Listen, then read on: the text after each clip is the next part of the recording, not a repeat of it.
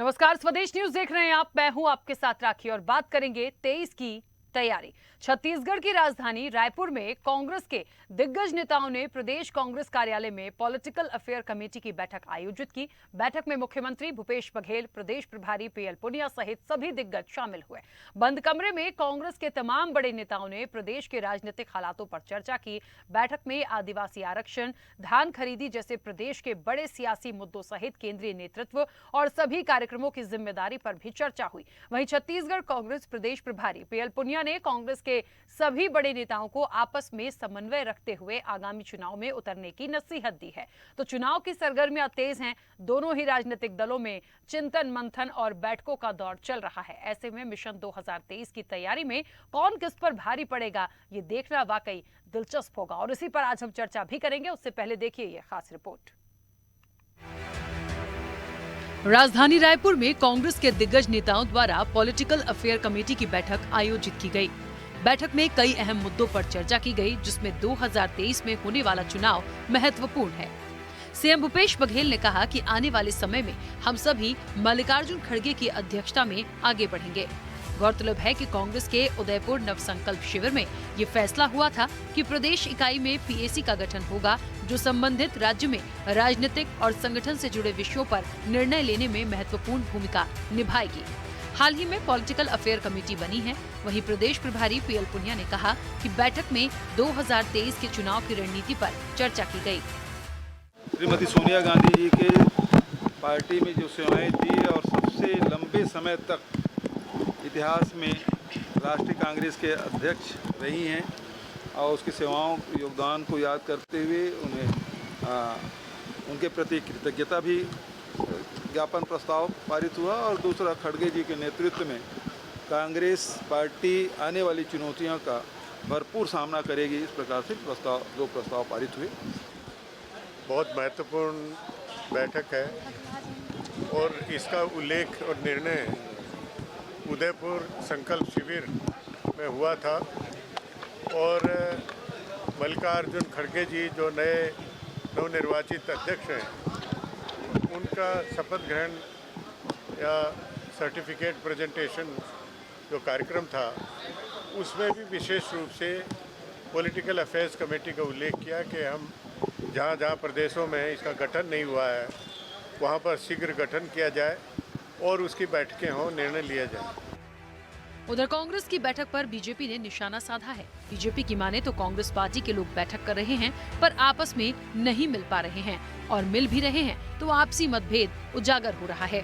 हमारी पार्टी लोकतांत्रिक पार्टी है, जिसमें सभी के सुझाव लिए जाते हैं। उसमें से जो बातें अच्छी होती हैं उसे लागू किया जाता है। कांग्रेस पार्टी के लोग आपस में नहीं मिल पा रहे हैं, मिल रहे हैं तो आपसी मतभेद उजागर हो जा रहे हैं और जनता के बीच ये प्रोग्राम बनाते हैं जाने का, लेकिन पता चलता है भारी विरोध है। तो प्रदेश प्रभारी को भी बस्तर दौरा रद्द करना पड़ा। अब जब वो दौरा हो रहा है तो उसे शॉर्ट कर दिया गया। तो हमारी तैयारी भी अच्छी चल रही है और जनता का साथ भी मिल रहा है, लेकिन कांग्रेस के नेता जनता को फेस करने की सिचुएशन और पोजीशन में नहीं। बहरहाल छत्तीसगढ़ में मिशन 2023 के लिए बैठकों का दौर जारी है। अब जनता छत्तीसगढ़ में कमल खिलाएगी या हाथ थामकर कांग्रेस को वापस सत्ता का स्वाद चखाएगी, ये देखना दिलचस्प होगा। ब्यूरो रिपोर्ट, स्वदेश न्यूज। तो वाकई में देखिए 23 की तैयारी है और 23 की तैयारी में कौन किस पर भारी पड़ेगा, ये बड़ा सवाल है। बैठकों से क्या वाकई जीत का मंत्र मिलेगा? पीएल पुनिया ने जिस तरीके से समन्वय स्थापित करने की बात करी और उन्होंने नसीहत दी है इस पूरी बैठक में, क्या वो वाकई कमाल दिखा पाएगी? क्या छत्तीसगढ़ में सत्ता परिवर्तन होगा? बहुत सारे सवाल हैं, सवालों के जवाब मिलेंगे। हमारे साथ मेहमान जुड़े हैं। सबसे पहले आपका परिचय करा दें। कांग्रेस का पक्ष रखने के लिए अजय गंगवानी हमारे साथ जुड़े हैं। अजय जी, बहुत स्वागत चर्चा में जुड़ने के लिए। बीजेपी का पक्ष रखने के लिए नलिनीश ठोकने हमारे साथ जुड़े हैं। नलिनीश जी, आपका भी बहुत स्वागत है। और वरिष्ठ पत्रकार के शर्मा हमारे साथ जुड़े हैं। के शर्मा जी, आपका भी बहुत स्वागत है। चर्चा की शुरुआत सबसे पहले के शर्मा जी आपसे, क्योंकि वरिष्ठ पत्रकार भी हैं। छत्तीसगढ़ की मुझे लगता है आओ हवा और वर्तमान में जो भी तमाम चीजें चल रही हैं, चुनावी सरगर्मियां जो चल रही हैं, ये जो बैठकों का दौर चल रहा है, इसे बहुत नजदीक से देख रहे होंगे, समझ रहे होंगे। क्या लगता है कि पीएल पुनिया ने जिस तरीके से आज बैठक के दौरान एक नसीहत सबसे पहले यही दी है कि समन्वय स्थापित करके सब लोग साथ रहें, तो शायद हम इस चीज को बनाकर रख पाएंगे। उधर बीजेपी निश्चित तौर पर कहीं ना कहीं जीत के लिए आतुर है, कोशिश कर रही है, बैठक मंथन वहां भी चल रहा है। वर्तमान स्थिति देखें तो ये जो बैठकों का दौर है, क्या लगता है किसका पड़ला आपको, आपके नजरिए से, आप नजदीक से वहां देख पा रहे हैं, आपको भारी लगता है? देखिए राकेश जी, पीएससी का जो गठन हुआ है, एक तरह से भाजपा में भी एक कोर कमेटी होता है। भाजपा में छत्तीसगढ़ की बात करें तो 16 वरिष्ठ नेताओं का कोर ग्रुप बना हुआ है। वैसे ही यहाँ पे आज कांग्रेस की देखें तो पीएससी में 12 वरिष्ठ नेताओं की एक टीम बनी हुई। इसका मतलब है कि सामूहिक नेतृत्व को कहीं न कहीं प्रोत्साहित करने की बात हो रही राष्ट्रीय स्तर पर भी। राष्ट्रीय स्तर पर भी पहले सोनिया गांधी थी तो एक कहा जाता था कि सोनिया गांधी निर्णय लेने में पूरी तरह सक्षम रहती थी, लेकिन अब एक सामूहिक नेतृत्व की बात आ रही है नए अध्यक्ष खड़गे जी के आने के बाद। तो वही स्थिति यहाँ पर है। पीएससी की बैठक में आज जो डिसीजन आ रहा है उसमें एक किसानों के मुद्दे को लेकर जो मुख्यमंत्री ने कहा है कि बारदाने की इस बार कमी नहीं होगी, लेकिन बात ये उनकी जो सुनेंगे बाइक को तो उसमें ये आ रहा है कि उन्होंने केंद्र सरकार पर आरोप नहीं लगाया। उन्होंने कहा है कि पिछले समय क्या कोरोना काल के कारण हमको बारदाना की दिक्कत आ रही थी, इस बार अधिकारी कमिश्नर से बात करें 85% बारदाना की व्यवस्था हो चुकी है। ये किसानों को लेकर उनका जो मुख्य उद्देश्य है, जो सरकार जो का आधार यदि कहे तो किसान और किसान नीति जो घोषणा पत्र में उन्होंने बहुत कुछ जो शामिल किया है, ग्रामीण आत्मनिर्भरता की जो बात उन्होंने कही है, या किसान न्याय योजना की बात करें, या भूमिहीन कृषकों की बात करें, या आदिवासियों की बात करें, तो या गोबर खरीदी की बात करें, तो गोधन न्याय योजना, जितनी भी प्रकार की योजनाएं हैं उन सब की समीक्षा कर तो खुद तो घूम ही रहे हैं लोग से भेंट मुलाकात के जरिए। उसके साथ ही पार्टी के भीतर संगठन को एक मजबूत कर, जो मतभेद की बात आती है वो सत्ता के साथ कहीं ना कहीं सामने नजर आता है, जो कि अब 2.5 साल की बात आई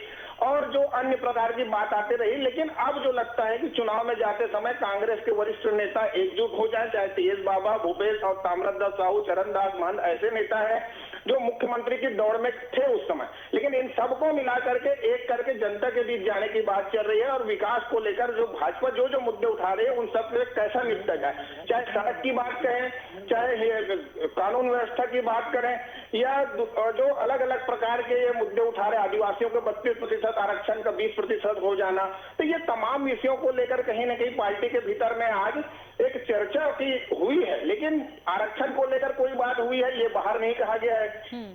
पीएल पुनिया जो कह रहे हैं और भूपेश बघेल जी जो कह रहे हैं, उन सब बातों को देखे तो नदी जो नक्सलाइट समस्या को लेकर जो भाजपा सवाल की है उसी को पत्रकारों ने जो पूछा है उन्हीं का जवाब सीएम साहब दिए।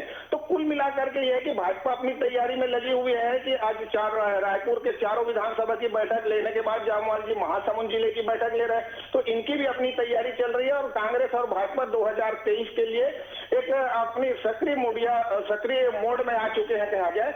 और इसको लेकर के अभी कांग्रेस और भाजपा में आने वाले समय में देखिए बहुत सारे मुद्दे जो घोषणा पत्र पूरे नहीं हुए हैं उनको लेकर के, चाहे शराबबंदी की बात करें या 2 साल का जो बोनस का भाजपा शासनकाल के था उसको देने की बात थी वो नहीं मिल पाया है। तो इस प्रकार के तमाम विषय आने वाले समय में आएंगे जो भाजपा के लिए आएगा।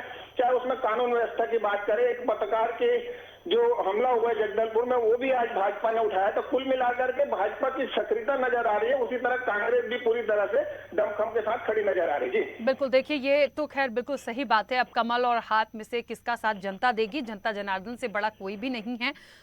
बीजेपी की जितनी तैयारी है उतना ही भूपेश बघेल की जो लोकप्रियता या जो तमाम उनकी योजनाओं को हम देखते सुनते समझते आ रहे हैं, तो निश्चित तौर पर एक कड़ा मुकाबला, रोचक मुकाबला हमें 2023 में देखने को मिलेगा, इसमें कोई दो राय नहीं है।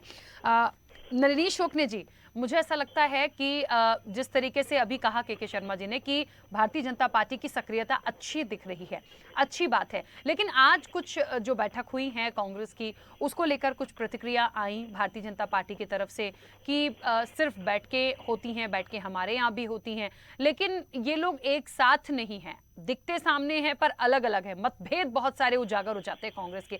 ऐसा क्यों लगा? ऐसा इसलिए लगा मैडम क्योंकि भूपेश बघेल की सरकार में सत्ता और संगठन में कहीं भी तालमेल नहीं दिख रहा है। चाहे मुख्यमंत्री जी बड़ी बैठक में अपने कांग्रेस प्रदेश अध्यक्ष को झिड़क देते हैं, ये वाक्य सामने आया था कुछ दिन पहले वैसे ही प्रदेश कांग्रेस अध्यक्ष भी अपनी यात्रा निकालते हैं दंतेवाड़ा तक की, लेकिन उसमें कांग्रेस सरकार का कोई मंत्री में भाग लेने नहीं जाता। ये बताता है कि कांग्रेस के सत्ता संगठन में कितना मतभेद सामने दिख रहा है। पूनिया जी बैठक लेकर बंद कमरे समझाइश दे रहे हैं कि अब ज्यादा दिन बचा नहीं है ना, संभल जाइए नहीं तो यहाँ से भी हाथ से सत्ता चली जाएगी। लेकिन ये आपसी खींचतान में इतने मशगूल है कि इनको अपनी हेकड़ी दिखाने के सिवा कुछ नहीं दिख रहा है। मुख्यमंत्री बघेल जी न कांग्रेस अध्यक्ष से बन रही है, न टी.एस. सिंहदेव जी से बन रही है, न ही मंत्री जय सिंह अग्रवाल से बन रही है। खुल के सामने आ चुका है इन लोगों की लड़ाई झगड़े की बात, जो सामने पेपरों में भी आता है, सामने टीवी के सामने भी इस प्रकार की झुंझुलाहट इन लोगों की दिखती है। कांग्रेस नेतृत्व, कांग्रेस के विधायकों की जो रिपोर्ट आ रही है उससे भी चिंतित है। इसीलिए भूपेश बघेल जी कंटिन्यू भेंट मुलाकात प्रोग्राम कर रहे हैं। लेकिन भेंट मुलाकात कार्यक्रम में भी जिस प्रकार से कांग्रेस देख रही है कि जनता उनसे नाराजगी एकदम स्पष्ट रूप से माइक में आके जाहिर कर रही है, उससे कांग्रेस की जो सत्ता परिवर्तन की आहट से सरकार सजग हो चुकी है। भूपेश बघेल जी जानते हैं, पीएल पूनिया जी जानते हैं कि सब तरफ से निराशा हाथ लग रही है। चाहे विधायकों की रिपोर्ट कार्ड बात कर लो, चाहे भेंट मुलाकात में मुख्यमंत्री जी के सामने जनता अपने विचारों को रख के, अपनी बातों को रख के सीधा स्पष्ट बोल रही है कि हमारे कार्य नहीं हो रहे हैं। भूपेश बघेल जी भी एक सूरजपुर में एक वाकया आया था, एक महिला को डांटते हुए बोल रहे थे कि नेतागिरी मत करो। सच्चाई से वाकिफ होना नहीं चाह रहे हैं भूपेश बघेल जी। पीएल पूनिया जी दिल्ली का संदेश लेके अवश्य आए होंगे कि आपसी तालमेल बैठा लो, नहीं तो 2023 के बाद सत्ता हाथ से चली जाएगी तो फिर कुछ नहीं बचेगा। लेकिन इस बार तो भूपेश बघेल ने यह भी कहा है, जिस तरह से बैठक हुई थी, कि एक बात बिल्कुल साफ हो गई है कि कहीं कुछ नहीं देखना है। मल्लिकार्जुन खड़गे का जो नेतृत्व है, जो वो मिले हैं एक नए राष्ट्रीय अध्यक्ष के तौर पर, तो उन्हीं के साथ ये समझ लीजिए कि आगे बढ़ना है। उनकी जो रणनीति, उनके जो विचार हैं, जो चीजें वहां से आएंगी, बस उन्हीं को आगे बढ़ाना है। ये कितना लगता है कि क्या एक चुनौती की तरह होगा? ये मेरी आवाज आ रही है? हाँ बोलिए। भूपेश बघेल जी दिल्ली को भी आंख दिखाने से परहेज नहीं करते हैं। जब लाल बत्ती की पद बांटने की बारी आई थी, जब पीएल पूनिया जी अपनी सूची लेके आए थे, तो भूपेश बघेल जी अपनी सूची लेके बैठे थे। उन्होंने वो सूची को मानने से इनकार कर दिया था और स्पष्ट कहा था कि लाल बत्ती बांटना मुख्यमंत्री का विशेषाधिकार है। अब खड़गे जी के नेतृत्व को ये कितना मानते हैं ये देखना पड़ेगा। बोलने में क्या है, पहला दिन है, थोड़ा सा महत्व तो देना ही पड़ेगा। लेकिन भूपेश बघेल जी की कथनी और करनी में कई बार अंतर स्पष्ट दिखता है। हम भविष्य में जानते हैं कि इससे जो उनका जो मतभेद है सामने उभर के आएगा। उन्होंने दिल्ली की सूची को तवज्जो नहीं दी थी, जो दिल्ली की कमेटी बनी उसमें भूपेश बघेल जी को तवज्जो नहीं दी गई है। स्पष्ट संकेत है कि दिल्ली और भूपेश बघेल के बीच खींचतान मचती रहेगी। चलिए ठीक है, वापस आऊंगी आपके पास। अजय गंगवानी जी, दोनों ही पक्षों को आपने सुना होगा। देखिए, वरिष्ठ पत्रकार की अपनी अलग राय है और नलिनीश जी की अपनी एक अलग राय है। महत्वपूर्ण है, बैठकें हो रही हैं, अच्छी बातें होना चाहिए। कौन सी ऐसी महत्वपूर्ण बात होगी कि एक बार फिर से जो जनता है वो हाथ का साथ देगी? मैं थोड़ा सा टेक्निकल कारण से थोड़ा देर से जुड़ पाया, तो दोनों की बातें मैं पूरे अच्छे नहीं सुन पाया, लेकिन अपना पक्ष रखना चाहूंगा। कहीं ना कहीं देखिए, उदयपुर का जो कांग्रेस का चिंतन अपना संकल्प शिविर था, उसमें स्पष्ट रूप से इस बात की घोषणा की गई थी कि प्रत्येक प्रदेश में पीएसी पॉलिटिकल अफेयर कमेटी का गठन किया जाए। जो वहां तत्कालीन राजनीतिक परिस्थितियां हैं, जो आने वाले विधानसभा चुनाव है या लोकसभा चुनाव है, उसके लिए किस प्रकार से बेहतर प्रयास किए जा सकते हैं, किस प्रकार से संगठन को ज्यादा मजबूत किया जा सकता है, इस संबंध में बैठक की जा रही है। और कहीं ना कहीं छत्तीसगढ़ में भी ये अनुशंसा के अनुरूप जो है, यहाँ पे पॉलिटिकल अफेयर कमेटी की पहली बैठक जो थी माननीय पीएल पुनिया जी की अध्यक्षता में आयोजित की गई। और देखिए, कहीं ना कहीं इसमें प्रमुख रूप से बताना चाहूंगा राखी, 2 प्रस्ताव पारित हुए। पहले सोनिया गांधी जी, जो कांग्रेस की सबसे लंबे समय तक की अध्यक्षा रही, उनके कृतज्ञता प्रस्ताव पारित हुआ पहला। दूसरा, जो हमारे तत्कालीन नए राष्ट्रीय अध्यक्ष बने हैं मल्लिकार्जुन खड़गे, उनकी अध्यक्षता में आने वाला जो लोकसभा चुनाव है 2024 का, और जितने भी विधानसभा चुनाव बीच में आने वाले हैं, उनकी अध्यक्षता में पूरी मजबूती से कांग्रेस संगठन और सरकार चुनाव लड़ेंगे। इस बात के लिए 2 प्रस्ताव पारित किए गए हैं। यहाँ थोड़ा सा मैं नीलेश ढुकने जी की आखिरी बातों को सुन रहा था। अभी ये गुटबाजी की बात कर रहे हैं, कहीं ना कहीं राखी जिनके 6 जो कुल मिला के 14 विधायक हैं, जो 6 गुटों में बटे हुए हैं। रमन सिंह जी का अलग गुट है, प्रेम प्रकाश पांडे जी का अलग गुट है, अजय चंद्राकर, ब्रिजमोहन अग्रवाल, मूरत जी। तो इस प्रकार से जो गुटों में बटी हुई राजनीति है, एक सत्ता की चाशनी ने राखी जिनको जोड़ के रखा था, अब पूरी तरह बिखर चुके हैं। और देखिए, सबसे बड़ा सबूत इस बात का होता है कि 3.5 साल की सरकार लगभग हो रहा है, 4 प्रदेश अध्यक्ष बदल दिए जाते हैं, 6 प्रदेश प्रभारी बदल दिए जाते हैं। छत्तीसगढ़ के इतिहास में पहली बार नेता प्रतिपक्ष धर्मलाल कौशिक जी को उनके कार्यकाल पूरा होने के पहले हटा दिया जाता है। तो ये कहीं ना कहीं उस पर दिखता है कि कौन घबराया हुआ है, किसमें बौखलाहट है, कौन आने वाली चुनौतियों से डर रहा है। लेकिन कहीं ना कहीं हम जो है पूरी तरह से आश्वस्त है, चाहे 4 विधानसभा का उपचुनाव हो, त्रिस्तरीय पंचायत चुनाव हो या 2 चरण के नगरीय निकाय चुनाव, सारे चुनाव में छत्तीसगढ़ की जनता का भरपूर प्यार स्नेह और आशीर्वाद मिल रहा है और हम इस तरह पूरा आश्वस्त है। और स्पष्ट कर दूं, आपकी जो मीटिंग थी उसमें सबसे प्रमुख रूप से 2023 का जो 1 साल के बाद चुनाव होने वाला विधानसभा चुनाव और 2024 का जो लोकसभा चुनाव है, उसके लिए अपन किस प्रकार से एक बेहतर रोड मैप, एक ब्लूप्रिंट, एक फुल प्रूफ प्लान लेकर चल रहे हैं और आने वाली चुनौतियों से पूरी तरह तैयार है। चाहे वो सत्ता की बात करूं, चाहे संगठन की बात करूं, कहीं ना कहीं देखिए राखी जी, पहली बार छत्तीसगढ़ के इतिहास में हम 71 सीटों के साथ सत्ता में है, जो कहीं ना कहीं हमारा एक चैलेंज है और यही 71 सीटों के लक्ष्य को लेके हम 2023 में चल रहे हैं। और कहीं ना कहीं देखिए, आज ताराचंद साहू ओबीसी नेता थे, छत्तीसगढ़ की 53% जनसंख्या ओबीसी है, ताराचंद साहू को किस प्रकार से साइलेंट कर दिया गया, पार्टी छोड़नी पड़ी। देखा 32% जनसंख्या आदिवासी है, ननकीराम कंवर, नंद कुमार साय, रामविचार नेता, सारे आदिवासी नेताओं को साइलेंट कर दिया गया है। यहाँ तक कि किसी को मुख्यमंत्री का चेहरा प्रोजेक्ट करने का तैयार नहीं। आज ये कहीं ना कहीं न केवल मुद्दा विहीन है, राखी जी छत्तीसगढ़ में नेतृत्वहीन भी हो चुके हैं और इनकी बौखलाहट नलिन जी के बयान में, उनकी बातों में दिख रही है। क्या ये चेहरा भी स्वीकार करेंगे? मुझे बता दें आज कि कौन मुख्यमंत्री का चेहरा होगा 2023 में।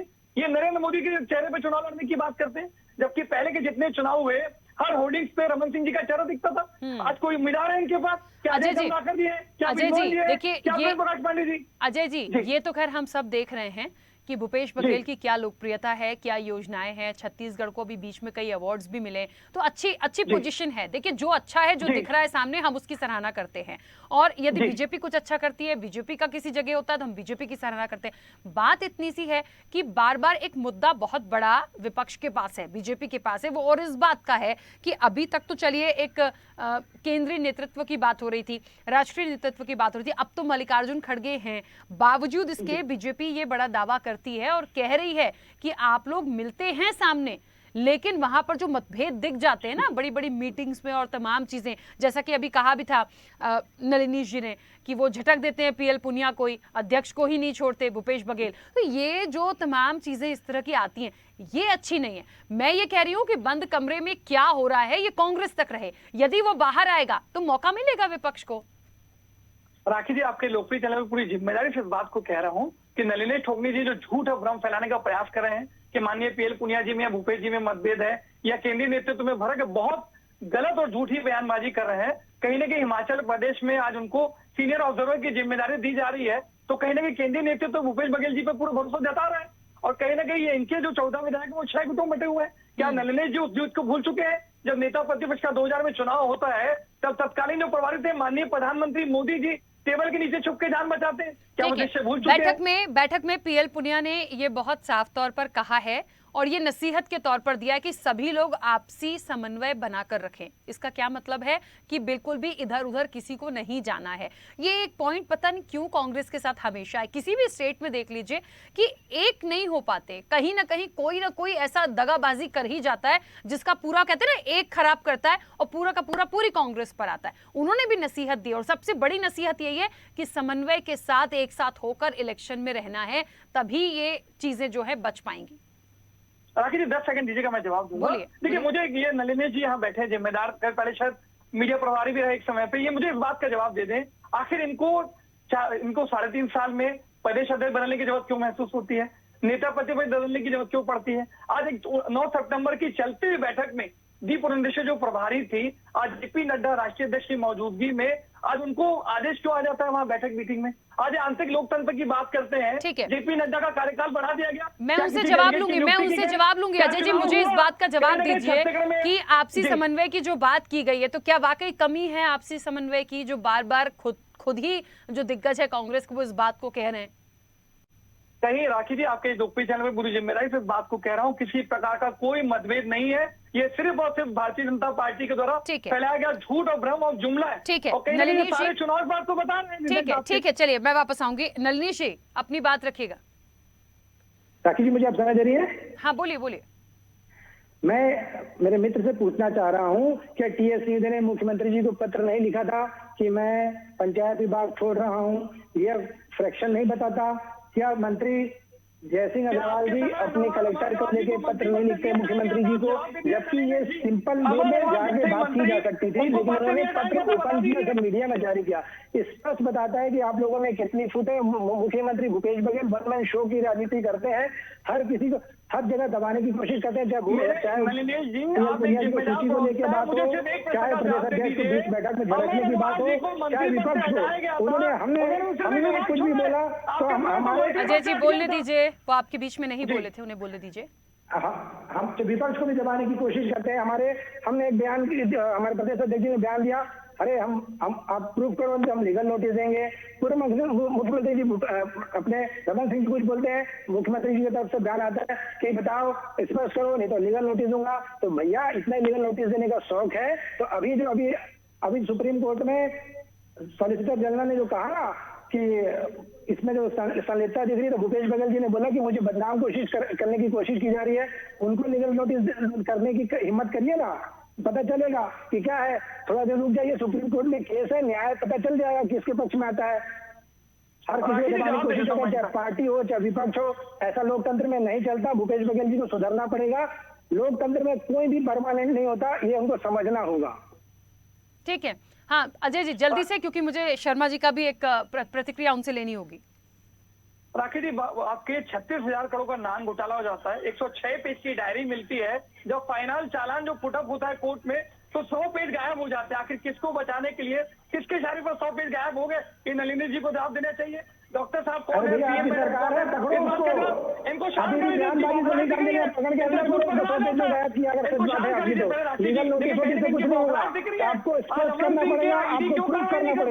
आज रिपोर्ट समझने के बाद क्यों कार्रवाई नहीं होती है? आज को केंद्र सरकार दुर्भावनापूर्ण विपक्ष पर कार्रवाई करती है, क्या मनी लॉन्ड्रिंग नहीं? ठीक है, चलिए अजय जी नलिनी जी, ऐसे तो बात होगी ना, तो देखिए बहुत सारे मुद्दे निकल कर आएंगे, बहुत सारे मुद्दे निकल कर आएंगे। समय भी हमें देखना होता है। के शर्मा जी, मुझे तो ये जो तीखी नोकझोंक दिख रही है और जो बातें निकलकर सामने आई हैं, मैंने पहले ही कह दिया था बहुत दिलचस्प होगा ये इलेक्शन, लेकिन जनता बहुत समझदार हो चुकी है। मुझे लगता है ये आरोप प्रत्यारोप लगाकर तीखी नोकझोंक करें, लेकिन जनता से जुड़े हुए मुद्दे बहुत महत्वपूर्ण होते हैं, वो योजनाएं महत्वपूर्ण होती हैं। क्या लगता है आपको कि ये जो बात यहाँ पर निकल कर आ रही, क्या वाकई कांग्रेस में समन्वय की कमी है जो आज उनके दिग्गजों को कहना पड़ रहा है? क्या वाकई भारतीय जनता पार्टी जो तमाम चीजें कह रही है उनको मुद्दा मिल रहा है? मैं बात कंप्लीट कर लूं, मेरे को 10 सेकंड दीजिए। जल्दी बोलिए अजय जी, क्योंकि बस नलिनी जी को शाल कर दिया, मैं कंप्लीट कर लूं। देखिए कहीं ना कहीं 36,000 का क्या ईडी पे कार्रवाई करता है इनके ऊपर? कहीं ना कहीं दोहरा चरित्र दिखता है। आज कहीं ना कहीं चिटफंड घोटाला हो जाता है 6,500 करोड़ का। आज जो मुख्यमंत्री के पुत्र है वो ब्रांड एम्बेसडर पे रोड में घूमते हैं और गरीब गाड़े पसीने की कमाई हड़प कर दी जाती है। आखिर कौन जिम्मेदार उस बात के लिए? आज कहीं ना कहीं हम अगर आप इतने मैंने पहले ही कहा, ऐसे हम चलेंगे तो बहुत सारी चीजें निकलेंगी, हमें समय भी देखना होता है। मुख्य रूप से 23 की तैयारी थी, कांग्रेस पॉलिटिकल अफेयर कमेटी की बैठक में जो कुछ हुआ कितना सफल होगा उस पर बात कर रहे हैं, और मुद्दों पे जाएंगे तो बहुत वक्त लग जाएगा। ठीक है, चलिए के शर्मा जी, मैंने सवाल लिया था, आप अपनी बात रखिएगा, ये चुप नहीं होंगे। शर्मा जी बोलिए। छत्तीसगढ़ में 2023 चुनाव के लिए वर्तमान स्थिति में देखेंगे तो मुख्यमंत्री भूपेश बघेल निश्चित रूप से अपनी स्थिति मजबूत बनाए हैं और छत्तीसगढ़ मॉडल का जो है वास्तव में परीक्षण छत्तीसगढ़ में होना है। इसको लेकर अजय जी मैंने समय दिया है, के शर्मा जी बोल रहे हैं, नलिनी जी नहीं बोल रहे हैं। दोनों के बीच में 57 विधायकों का अंतर है। आप मेरे को समय तो देंगे। एक मिनट अजय जी, एक मिनट, शर्मा जी की बात हो जाने दीजिए। मेहनत करनी पड़ेगी। जो 57 विधायकों का गैप है, इसको भरने के लिए भाजपा को कड़ी मेहनत करनी पड़ेगी। केंद्रीय नेताओं को जिस तरह से जिम्मेदारी दी जा रही है, केंद्रीय नेतृत्व जिस तरह से आ रहा है, जबकि यहाँ पे भूपेश बघेल अकेले अपने दम पे भाजपा को कहा जाए कि दबोचने में सफल हो रहे हैं, तो वैसी स्थिति में भी देखना है कि जो न्याय योजनाएं जो चलाई है ग्रामीण अर्थव्यवस्था को, लोगों के जेब में जो डायरेक्ट पैसा देने की बात जो आई है, 1.5 लाख करोड़ रुपया जो लोगों की जेब में गई है, इन सब का तोड़ कैसे निकलता है। भ्रष्टाचार अपने जगह मुद्दा है, महंगाई, बेरोजगारी, भ्रष्टाचार, ये मुद्दा तो है ही है। इसके साथ ही जो कानून व्यवस्था का मुद्दा है या आदिवासी आरक्षण प्रतिशत कम करने का मुद्दा है, ये अपनी जगह है। लेकिन वास्तविकता ये है कि भाजपा को अब फील्ड में जाने की जरूरत है। 71 विधायक है और सरकार बनाने के लिए भी 46 विधायक चाहिए। तो भाजपा को एक कड़ी मेहनत की जरूरत है। कांग्रेस की जहां तक बात है तो सत्ता में भूपेश बघेल के साथ एक सामंजस्य की बात यह है कि टीएस बाबा ने कभी अलग से जो तोड़ की बात है या कोई भाजपा कोई अभियान चल रहा है कितने विधायक के साथ आ जाएंगे, इस प्रकार से उन्होंने कभी नहीं किया। कांग्रेस के मुख्य धारा से जुड़े रहे, जिसके चलते हुए अभी दोनों में सामंजस्य, आज की बैठक में भी वो उपस्थित थे। तो कुल मिलाकर के सत्ता की कमियों को दूर करते हुए सामंजस्य के साथ यदि कांग्रेस मजबूती से लड़ती है तो मुझे नहीं लगता कि यहाँ पे कांग्रेस जिन योजनाओं को ले रही, घोषणा पत्र यदि भाजपा मजबूत लाती है और तो बात अलग हो जाएगी। मान लो 2800 रुपये कांग्रेस दे रही है तो 3000 तक क्या भाजपा जाएगी? बिल्कुल बिल्कुल। देखिए, क्योंकि समय हो गया है, 1 मिनट समय हो गया है, मुझे लगता है ये इस चर्चा को हम फिर कंटिन्यू करेंगे बाद में, लेकिन अभी मुझे जाना होगा क्योंकि समय की सीमा है। आप सभी का बहुत शुक्रिया इस चर्चा में जुड़ने के लिए। 23 की तैयारी, देखिए 23 की तैयारी है, बैठकों का दौर चल रहा है, नोक झोंक देखने को मिलेगी ही, मुद्दे महत्वपूर्ण होते हैं और फिलहाल जितनी बातें अभी निकल कर आई हैं तो ये बात बिल्कुल सही है कि भूपेश बघेल हैं और आप देख लीजिए कि अरुण साहब को यदि हम ले चलें, क्योंकि बीजेपी प्रदेश अध्यक्ष है वहां छत्तीसगढ़ के और उनके पास कमान है, तो कैसे ये दोनों का जो मैचिंग है, कौन किस पर कितना भारी पड़ेगा, ये वाकई देखना दिलचस्प होगा। चर्चा में इतना ही, दीजिए इजाजत, नमस्कार।